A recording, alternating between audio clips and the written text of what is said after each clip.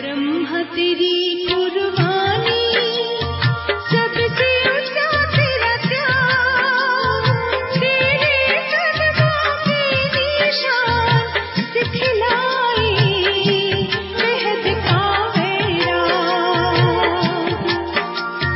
ब्रह्मा तेरी कुर्बानी, सबसे ऊंचा तेरा त्याग, तेरे कदमों के निशान दिखलाए बेहद का वैराग।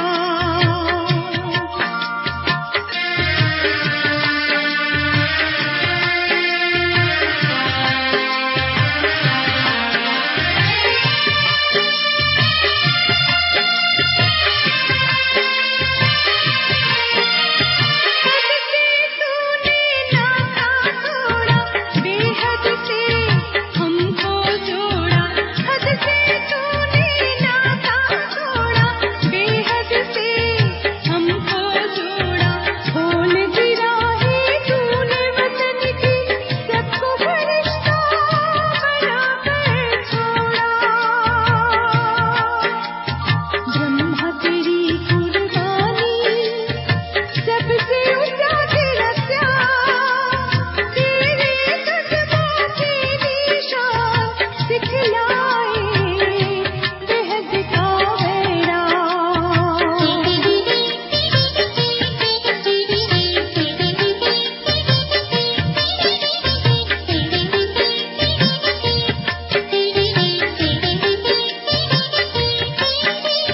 तूने न देखी जात और पात, सबके लिए लगाई दिन रात।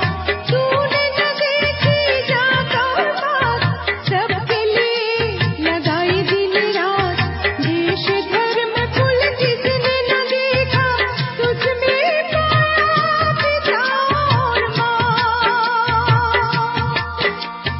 ब्रह्मा तेरी कुर्बानी, सबसे ऊंचा तेरा त्याग, तेरे कदमों के निशान दिखलाए बेहद का वैराग।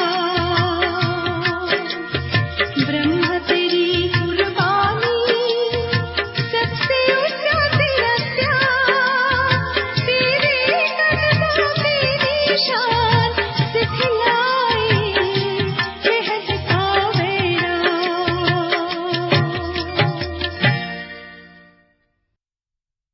ओम शांति। हम सभी आत्माएं बाप समान बनना है और संपूर्ण कर्मातीत स्थिति को पाकर वापिस घर जाना है। तो समान बनने के लिए जीवन में बहुत सारी ऐसी बातें हैं जो ब्रह्मा बाप ने की, उसे फॉलो करना है। उसमें से एक ये भी बात है जिसको कहते हैं मैंपन का त्याग करके बेहद के वैरागी बनना। बेहद के वैरागी बनना तो सब चाहते हैं, पर फिर भी बन नहीं पाते। तो इसका दो कारण है जो बेहद के वैरागी नहीं बन सकते। पहला है पुराने संस्कार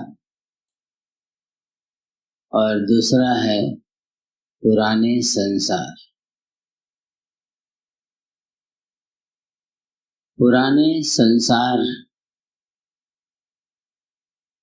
की याद अगर है तो सेवा नहीं कर सकते, और पुराने संस्कार अगर है तो बाप को याद नहीं कर सकते। अभी सबसे ज्यादा मेहनत लगती है चारों सब्जेक्ट में। किसमें?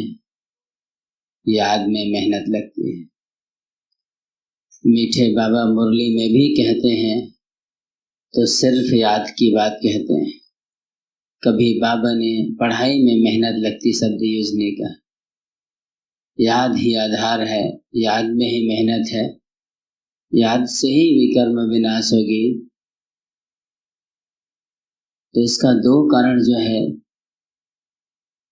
तो पहला है पुराने संसार।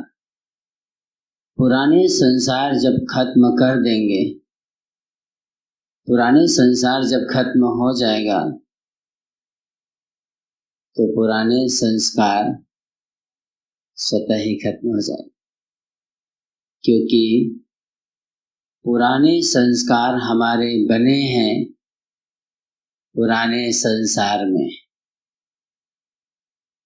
नए संसार में, ब्राह्मण संसार में पुराने संस्कारों की बात नहीं होती। तो पुराने संसार समाप्त हो गई तो पुराने संस्कारों की भी समाप्ति हो जाएगी। ये दोनों कारण हैं जो बेहद के वैरागी नहीं बनने देते। बेहद के वैरागी जब तक नहीं होंगे तब तक त्याग नहीं आएगा, और जब तक त्याग नहीं होगा तब तक तपस्या नहीं कर सकेंगे, और जब तपस्या नहीं कर सकेंगे, तपस्या नहीं होगी तो सेवा नहीं कर सकेंगे। पूरा लिंक जुड़ा हुआ है वैराग्य से। कहाँ पे खत्म हुई? सेवा पे खत्म हुई। जैसे इस पुरानी दुनिया में देखते हैं देवी देवताओं की यादगार जड़ चित्र को, उनकी यादगार जड़ चित्र तपस्वी मूर्त में है, तो तपस्वी मूर्त में होने के कारण भक्त उनके पास स्वतः जाते हैं। वो तपस्वी मूर्ति या तपस्वी मूर्त में देवी देवताएं जो बैठे हैं वो भक्त के पास नहीं आते। जब हम तपस्या करेंगे तो स्वतः सेवा होगी, आखिरी रिजल्ट उसकी सेवा होगी। तो क्या कारण है बेहद के वैरागी नहीं बन पाने का? तो इसका दो कारण है, पहला मैंपन और दूसरा मेरापन। इस मेरापन में दिल शिकस्त हो जाता है। मैंपन अभिमान में लाता है और मेरापन दिल शिकस्त कर देता है। तो मैंपन जहां आया ये पांच उसके पीछे पीछे स्वतः आ जाते हैं। तो मैंपन में पांच कारण ये है, पहला लगाव, दूसरा टकराव, तीसरा दबाव, चौथा अभाव और पांचवा प्रभाव। ये पांचों कारण हैं जो मैंपन के अंदर स्वतः आ जाता है। और इन पांचों कारण को अच्छी तरह से आप समझते हैं, पांचों का विस्तार क्या होगा। जहां मैंपन आया माने देह भान आया, देह भान आते ही फिर वो सारे लगाव भी होगा, और उसी देह भान के कारण टकराव भी होगा। अगर देह भान नहीं है, कोई आत्मिक भान में, तो टकराव होगा। और उसी के कारण, देह भान के कारण दबाव भी महसूस करते हैं। ये पुरानी है, ये बड़ी है, ये ऐसा है, वैसा, ये सब दबाव। और उसी के कारण अभाव भी महसूस होती है। क्या अभाव महसूस है? मेरे पास ये नहीं है, मेरे पास ये कमी है, वो बड़ी है, उनके पास सारे चीज हैं, मेरे पास कहाँ है? मेरे पास वो साधन नहीं है। और लास्ट में फिर आखिरी में फिर प्रभाव, फिर सारा प्रभाव जो दिखाते हैं पैसे का, पद का, पोजीशन का, सबका कारण ये पांचों कारण आता है मैंपन के कारण। फिर इनको एक एक को मिटाने में बड़ी लंबी टाइम लग जाती है। एक कटा, दूसरा शुरू हुआ, एक के सिर कटा, 5 उत्पन्न हो गए। इसी में हमारा पूरा समय खराब हो जाता है। ये सब पूरा मैंपन के कारण होता है। दूसरी बात वो है मेरापन। तो मेरापन में दिल शिकस्त आता है। मेरापन में दिल शिकस्त कैसे होता है? उसमें भी 5 बात आती है। पहली बात, मेरा भाग्य ही ऐसा है। दूसरी बात, मैं कमजोर हूं। तीसरी बात, हर बात में दूसरों की गलती निकालना। चौथी बात, उदासी। और 5वीं बात है भगवान के प्रति रिगार्ड, सम्मान या समर्पण की भावना कम हो जाती। मेरापन जहां आया तो सब ये 5 बात अपनी आप आई।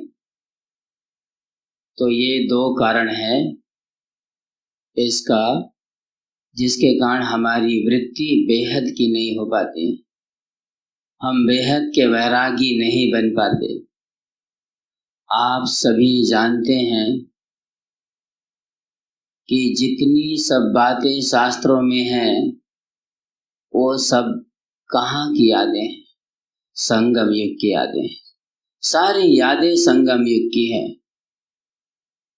तो नंबर 1 त्यागी और तपस्वी और वैरागी कौन थे? ब्रह्मा बाप थे। तो ब्रह्मा बाप ने जो किया वो उनके में जो दिखाते हैं श्री कृष्ण के साथ, वो सारा उन्होंने किया है।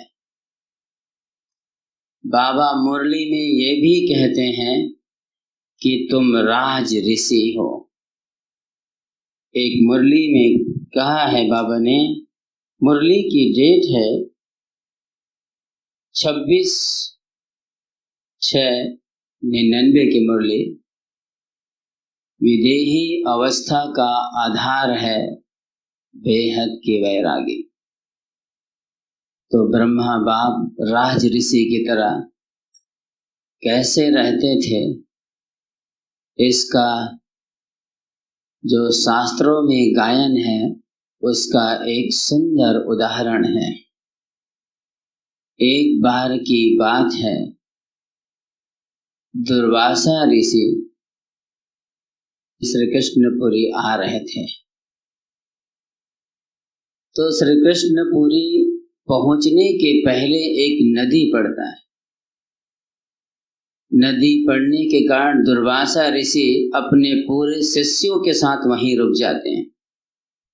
वहीं रुकने के बाद किसी से श्री कृष्ण के पास ये संदेश भिजवाते हैं कि दुर्वासा ऋषि आए हुए हैं अपने शिष्यों के साथ, पर नदी में ज्यादा पानी होने के कारण वो कृष्ण नगरी में नहीं आ पा रहे हैं। और सभी शिष्यों को, दुर्वासा ऋषि सहित सबको भूख लगी है। जब ये संदेश श्री कृष्ण के पास पहुंचते हैं तो श्री कृष्ण उनके लिए 56 प्रकार के भोजन तैयार करवाते हैं। 56 प्रकार के भोजन तैयार करवाने के बाद अपने गोपियों से कहते हैं, इसे जाके ऋषि को दे आओ। तो उनके गोपियां पूछते हैं कि हम कैसे उस पार जाएंगे, बीच में तो नदी है। तो श्री कृष्ण कहते हैं, इतना सुंदर बात कहते हैं जो आज के यादगार में ब्रह्मा बाप के लिए है। नदी के किनारे जाकर कहना, मैं इस परिवार के साथ रहकर गोपियों के साथ रास विलास करके मनसा में भी अपवित्रता नहीं आई होगी, तो हे नदी रास्ता दे देना। सब गोपियां वहां 56 प्रकार के भोजन लेके जाते हैं और जा करके नदी के सामने इसी तरह से बात कहते हैं जो श्री कृष्ण जी ने कहा। नदी रास्ता दे देती है। रास्ता देने के बाद दुर्वासा ऋषि के जितने शिष्य हैं, दुर्वासा ऋषि सहित सबने बहुत प्यार पूर्वक भोजन किया। भोजन करने के बाद फिर गोपियां पूछते हैं कि सन्यासी जी, अब हम यहां से कैसे जाएं? तो दुर्वासा ऋषि पूछते हैं, वहां से कैसे आए थे? तो उन्होंने सारी बात उनके सामने रख दी जो श्री कृष्ण जी ने कहा था। तो उन्होंने कहा, अगर इस भोजन को करते हुए जरा सा आसक्ति नहीं आई होगी और भोजन को घास जैसे टेस्ट के सिवाय दूसरा नहीं ग्रहण किया होगा, तो हे नदी रास्ता दे देना। जब ऐसी बात कहते हैं दुर्वासा ऋषि और जाके गोपियां वहां पे कहते हैं, तो नदी रास्ता दे देती। क्या भावार्थ है कहानी का? शास्त्रों की जितनी गायन सब संगम युग की निशानी है। इसका भावार्थ है, ब्रह्मा बाप अपने कर्मेंद्रियों पर राज भी किए थे और ऋषि जैसे भी थे, इसीलिए ये कहानी शास्त्रों में श्री कृष्ण के साथ बनी। ब्रह्मा बाप ने सबसे पहले मैंपन का त्याग किया। मैंपन का त्याग कैसे किया, वो भी शास्त्रों में ही गायन है कि हे अर्जुन, कर्म करो पर फल की चिंता मत करो। कर्म करो पर फल की चिंता मत करो। जहां फल की चिंता हुई मन मैंपन आ गया। तो देखें, हम एक छोटी सी बात ये देखते हैं, हमारे ब्राह्मण परिवार के बीच में कोई भी भाई बहन को कोई ऐसा भोग बनाना नहीं आता हो, जैसे कि किसी को हलवा बनाना नहीं आता हो, या दीदी ने आज्ञा दी कि हलवा बनाना है, कुछ मेहमान आ रहे हैं, बहन ने दीदी के आज्ञा अनुसार किचन में गई पर हलवा बनाना नहीं आता, तो किचन में जाकर सोचने लगी क्या करूं। फिर उस समय सीधा याद आता है, बाबा आप जैसे कहते हैं उसके अनुसार मैंने हाँ तो कह दिया, अब आप ही एक सहारा है बाबा, आप ही हलवा बनवाएंगे। उसी समय अचानक एक माता, जिज्ञासु माता जो मुरली सुनने आती है, वो वहीं किचन के सामने से गुजर रही थी। माता को देख करके वो बहन कहती है, मैया आपको हलवा बनाना आता है क्या? तो मैया ने कहा हाँ, उसकी ऐसी विधि है, ऐसे करना, उसमें इतना घी डालना, ऐसे करना, फिर ऐसे करने से फिर इस तरह से बन जाएगा। अब उसके बाद बहन ने हलवा तैयार कर ली, बाबा को याद करते करते, और बाप तो भोलेनाथ होने के कारण बंधा हुआ रहता है। बाबा कहते हैं कि तुम सच्ची दिल से याद करो, बाप मदद के लिए बंधा हुआ है। अब बाबा ने मदद कर दिया। इत्तेफाक से जब वो हलवा को परोसा गया तो हलवा का टेस्ट बहुत अच्छा था। बहुत ने उसकी तारीफ की और तारीफ करके पूछा गया, हलवा किसने बनाया? तो जो बहन खड़ी थी जिन्होंने बनाई थी, उनके अंदर तुरंत संकल्प चला, हलवा मैंने बनाया। पर संकल्प चलने के बाद में अगर मुख से ये भी बोल दी कि बाबा ने बनवाया, तो भी मैंपन आया या नहीं आया? आया। बाबा ने बनवाया कहा तो भी मैंपन आया, क्योंकि जब पहले कोई पूछते हैं तो सीधा जवाब आता है मैंने बनाया। फिर उसके बाद दूसरे में जवाब आ गया बाबा ने बनवाया।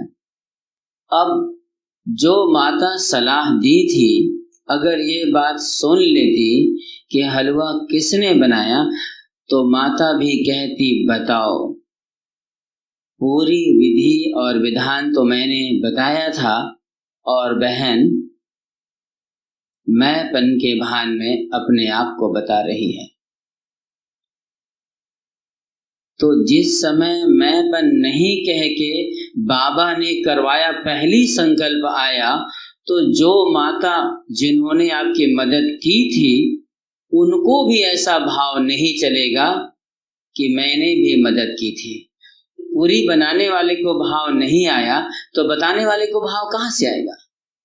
तो जब हर बात में बाबा ने करवाया, मेरे द्वारा बाबा ने करवाया, तो जब हर बात में बाबा आपने कहा, हर बात में बाबा जो बताने वाली ने भी कहा, तो बाबा कहेंगे तो बाबा प्रत्यक्ष हो जाएगा। इस कारण बाबा प्रत्यक्ष नहीं होता, इस कारण बेहद के वैरागी नहीं बन पाते, उसके अंदर में सूक्ष्म रूप से मैंपन छुपा हुआ है। इस संसार में वैज्ञानिक भविष्यवाणी करते हैं कि इस तारीख को विनाश होगा, पर जिस तारीख को भविष्यवाणी किए रहते हैं उस तारीख को विनाश नहीं होता। क्यों नहीं होता? क्यों नहीं होता विनाश? क्योंकि वैज्ञानिक जो तिथि निकाले थे, भविष्यवाणी किए थे, तो हजारों ये संकल्प कर देते हैं विनाश नहीं होगा। वो अकेले तिथि भविष्यवाणी जो किए थे उसमें तो हजारों लोग ये संकल्प भेजते हैं विनाश नहीं होगा, और उसमें से जब हजारों के संकल्प ये चलता है विनाश नहीं होगा, तो विनाश टल जाता है। जब ब्राह्मण को संपूर्ण रीति से त्याग नहीं आया है, वैराग्य नहीं आया है, तो बाकी दुनिया वालों की बात ही क्या करें। उसी में अव्यक्त बाप दादा ने एक वाणी कहा है कि जब ब्राह्मण, बाबा की वाणी है 21/12/2004 की, जब ब्राह्मण बेहद के वैरागी बन जाएंगे, वृत्ति में भी वैरागी, दृष्टि में भी वैरागी, संबंध संपर्क में भी वैरागी, सेवा में भी वैरागी, तो मुक्ति धाम का गेट खुल जाएगा। ये बाप दादा ने 2004 की मुरली में कहा। तो वैरागी नहीं आने का कारण ये मैंपन। गीता में लिखा है कि फल की चिंता मत कर, सिर्फ कर्म कर। हे अर्जुन, तू कर्म योगी है, फल की चिंता मत कर, सिर्फ कर्म कर। तो जब हम कर्म करते हैं उस समय से बाबा को बुलाते हैं, से बाबा हमारी मदद करते हैं, और जब उसकी परिणाम आती है, फल आता है, उस समय हम उसको अपना नाम दे देते हैं। इसीलिए उसमें कहा गया फल की चिंता मत कर। कर्म के समय अपना नाम नहीं दिए, कर्म करने के समय हमको याद रहता है बाबा करा रहे हैं, बाबा ने ऐसा, बाबा ने वैसा, बाबा ने सब कुछ, हर बात में बाबा बाबा रहेगी। लेकिन जब फल की बात आएगी तो आखिरी में जब रिजल्ट आएगा, मैंने ये श्रेष्ठ कर्म किया, ये पता चलना चाहिए लोगों को किसने किया, ये जानना चाहिए। तो एक बात में ही निकलती है, पहली बात में अंदर से जवाब आती मैंने किया। ये है बेहद के वैरागी नहीं बन पाने का कारण। दूसरा बात है, तो ब्रह्मा बाप के पास जितनी दौलत उस समय थी, आज भी ऐसे कोई ब्राह्मण नहीं होंगे जिनके पास इतनी दौलत होगी। है कोई ऐसे ब्राह्मण? बाबा रोज 400 बच्चों की पालना, 3 टाइम भोजन, कपड़े, जितने सामान बच्चों की सारी व्यवस्था करते थे, पर बाबा ने शुरू से लेकर आखिरी तक बाबा ने कभी ये शब्द नहीं कहा कि मैंने किया। तो बाबा ने सबसे पहले त्याग किसकी की? मैंपन की। ये बात शायद आपको ये पता है कि नहीं, साकार बाबा के पास 3 मोटी मोटी डायरी थी और तीनों मोटी डायरी भरी हुई थी। जसोदा आत्मा है, किशन आत्मा है, नारायण आत्मा है, इसी में ये तीनों डायरी भरी हुई थी। तो सबसे पहले बाबा ने मैंपन के त्याग किया, मैंपन का त्याग किया, तब बाबा बेहद के वैरागी बने। फिर वैरागी के बाद क्या बताया आपको? वैरागी जैसे बने तो क्या बन जाएंगे? त्याग हो जाएगा। और त्यागी, जो त्याग होता है वही त्यागी ही तपस्वी कर सकते हैं, तपस्वी बन सकते हैं।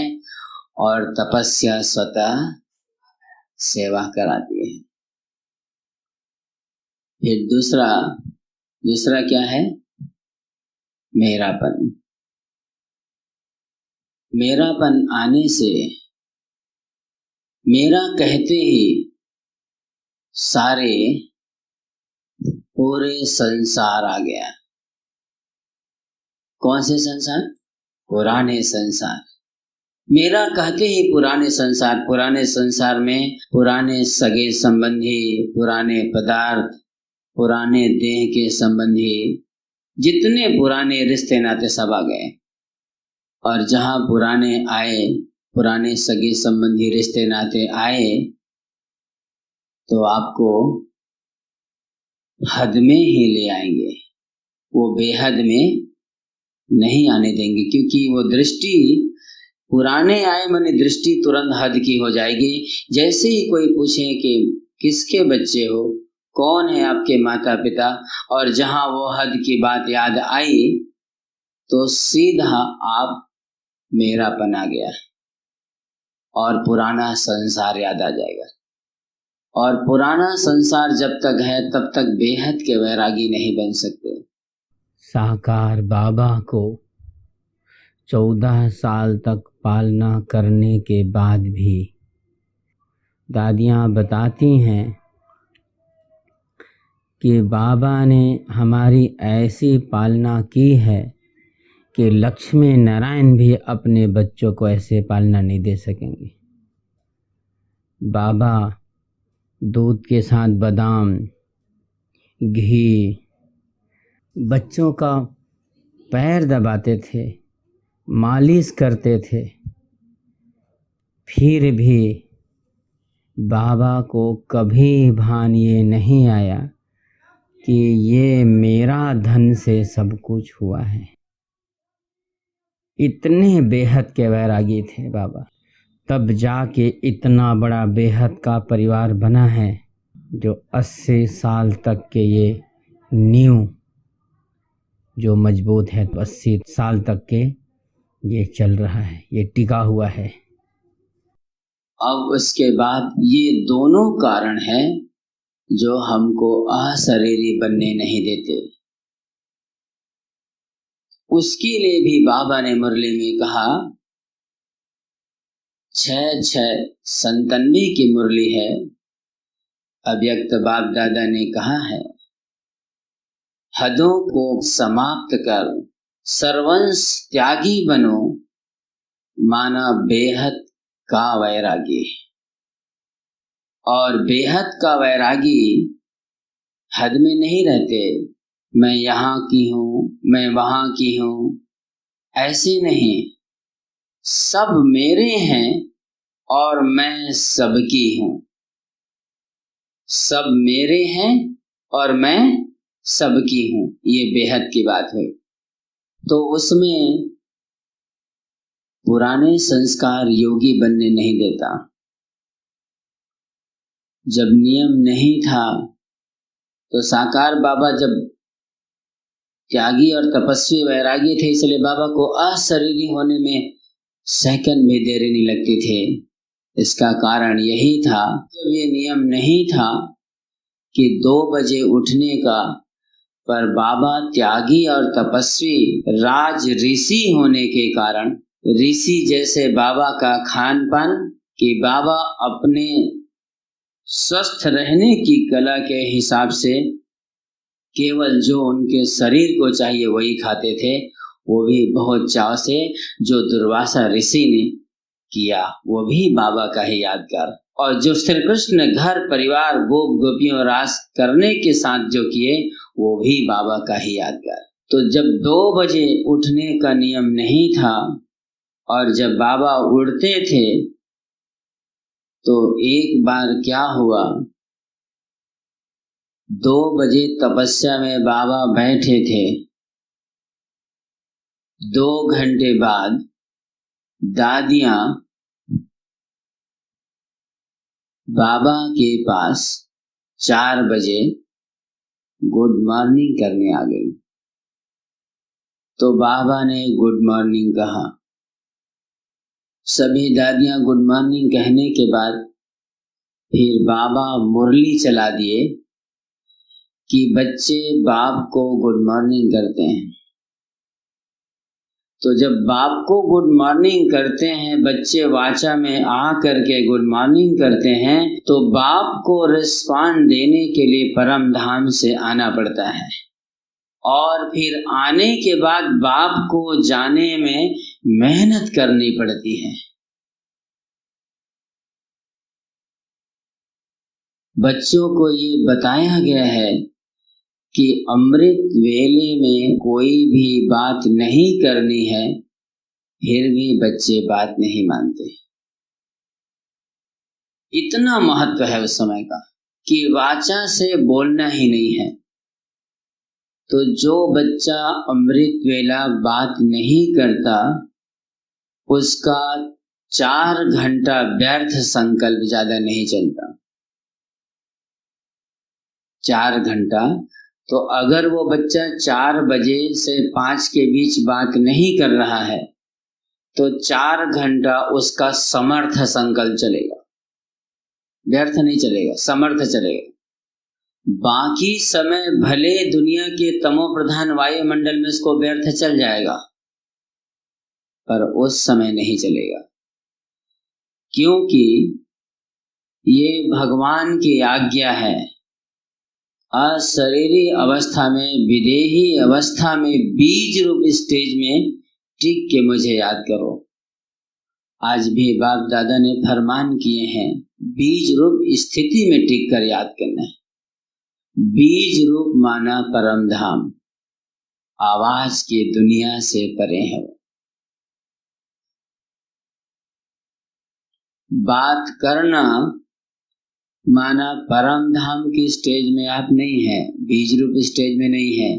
तो बाबा ने ये भी कहा कि फर्स्ट नंबर है बीज रूप स्टेज, सेकंड नंबर की अवस्था है फरिश्ता।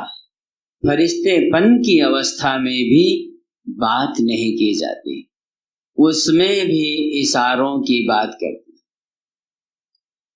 फिर उसमें बाबा ने अभी तक भी अगर आपके संस्कार होंगे बात करने का, कि जैसे ये गाड़ी है और गाड़ी की सफाई पूरी मालिक करता है, ऐसे ही उड़ते अगर हमारा संकल्प रहे और बाबा को रात में पोता मिल बता दें या लिख के पूरा सब बता दें, तो आप सबको ये पता है कि पोता मिल से 3 फायदे। पहला फायदा ये है कि पोता मिल देने के बाद नींद अच्छी आती है। दूसरा फायदा, पोता मिल देते समय जब भगवान से आप बात करते हैं अपनी कोई भी कमी कमजोरी का, तो उस कमजोरी का बात जब भगवान से करते हैं तो वही कमजोरी सुबह आपको याद आएगी, तो वो कमजोरी समाप्त हो जाएगी आपकी, क्योंकि आपने रात में भगवान को बताते हुए सोया था, तो वो संकल्प तुरंत याद आती है। और तीसरा फायदा है, भगवान को पोता मिल देने वालों को कभी धर्मराज का मुख देखना नहीं पड़ेगा। ये 3 फायदा है। तो इस प्रकार से बेहद की वैराग्य वृत्ति के लिए अव्यक्त बाप दादा ने कई ऐसी बात कही है। आज भी हम पढ़ते हैं अव्यक्त मुरली, जिसमें बेहद की वैराग्य वृत्ति लाने के लिए सबसे पहले उसका आधार विदेही अवस्था। तो विदेही अवस्था के लिए सुबह उठते ही मैं आत्मा मालिक इस देह को स्नान करा रही हूँ, मैं आत्मा मालिक इन हाथों के द्वारा ब्रश कर रही हूँ, मैं आत्मा मालिक अपने शरीर को वस्त्र पहना रही हूँ, फिर मैं आत्मा मालिक एक एक अशरीरी अवस्था में आप एक एक कदम बढ़ते हुए आगे बढ़ रहे हैं। और जब ऐसे ही एक एक कदम आगे बढ़ेंगे तो आपका 15 मिनट स्थिति पावरफुल हो गई। जो बच्चा उड़ते ही 15 मिनट पावरफुल स्थिति में बाबा को याद कर लिया, उसको कभी झुटका नहीं आएगा। उसका यही आधार है। विदेही अवस्था का आधार सिर्फ यही है कि शुरू के 15 मिनट जिनको पावरफुल स्थिति या आत्मिक भान में टिक के कर लिया, उसको रेंचक भी अलबेलापन नहीं आएगा। पलके कभी कहेंगे नहीं कि बंद हो जाऊं। इतनी शक्ति है शुरू का 15 मिनट। फिर उसके बाद बाप दादा को गुड मॉर्निंग करने के बाद आप उसके बाद बाबा से मीठी मीठी बात करने के लिए बैठना है। यहाँ पे बाबा आप कितने मीठे हो बाबा, क्या से क्या बना रहे बाबा। मैं कभी ख्वाबों ख्यालों में नहीं सोचा था कि मुझ जैसी आत्मा को अपना बनाएंगे। वाह रे मैं आत्मा, मुझसे भगवान मिलने आते हैं। मैं स्वर्ग में जाके ये बनूंगा। बस फिर यही बात करनी रह जाएगी, स्वयं की महिमा और बाप की महिमा, बस 2 ही है और कुछ नहीं है इसका आधार। और जब ये आधार आपको ये विधि अपना लिए, फिर इस विधि के बाद योग में कभी मेहनत नहीं लगेगी और हर बात बाप को सौंप करा रहे हैं। बाप करावनहार है, मैं निमित्त बन के कर रहा हूं। इसीलिए आप सब ये भी देखे होंगे, निमित्त, निर्माण और निर्मल वाणी। पहले बाबा करा रहे हैं करके मैंपन के भान को समाप्त करके निमित्त बनेंगे, और जब निमित्त बनेंगे तो कोई भी चीज का निर्माण होगा। निमित्त बनने से निर्माण होगा ही, निमित्त बनने से सेवा बेहद की होगी ही, और निमित्त से जब निर्माण हो जाएंगे तो आपकी जो वाणी है वो निर्मल हो जाएगा। और फिर आपके बोल में एक टकराव और दबाव और प्रभाव अभाव ये सब बातें फिर नहीं आएंगे। निर्मल मतलब प्यार की बोल। एक दिन भी अशरीरी अवस्था अनुभव नहीं करते हैं तो अच्छा नहीं लगता है। आत्मा की बैटरी चार्ज नहीं होती है तो डिस्चार्ज बैटरी कैसी रहती है? तो जिसकी डिस्चार्ज बैटरी है वो कुछ काम नहीं करती। तो कर्मेंद्रियां रहते हुए भी बिना काम के जैसे ये शरीर लगता है और सिर्फ एक ही चीज दिखता है, बिस्तर। तो इसीलिए अव्यक्त बाप दादा बहुत सारी बात बता दिए हैं। जब इन हद की बातों को, एक अव्यक्त बाप दादा की महावाक्य है, जब हद की बातों से मुक्त हो तभी विश्व के आधार और उद्धार मूर्त बनेंगे। ये बाबा ने, अव्यक्त बाप दादा ने 27/8/2009 को कहा था। माना सारा आधार बेहद के वैराग्य वृत्ति और तपस्वी मूर्त में ही है, जिसमें कोई भी मेहनत नहीं लगती, न योग में और न ही सेवा में, और सेवा तो स्वतः होती है। तो बेहद के वैरागी बनना है तो मुख्य बात मैंपन मेरापन का त्याग, जो हमारी दादी जी ने, उसकी एक ही बोल था, हमेशा मैं कौन, दोनों का त्याग कर दिए। और दोनों का त्याग करने के बाद दादी बेहद के वैरागी बनी। तो इसलिए तपस्वी मूर्त बनने के लिए, आधार और उद्धार मूर्त बनने के लिए, विदेही अवस्था को प्राप्त करने के लिए, हद के दृष्टि वृत्ति को समाप्त करने के लिए बेहद के वैरागी बनना बहुत जरूरी है। अच्छा, ओम शांति।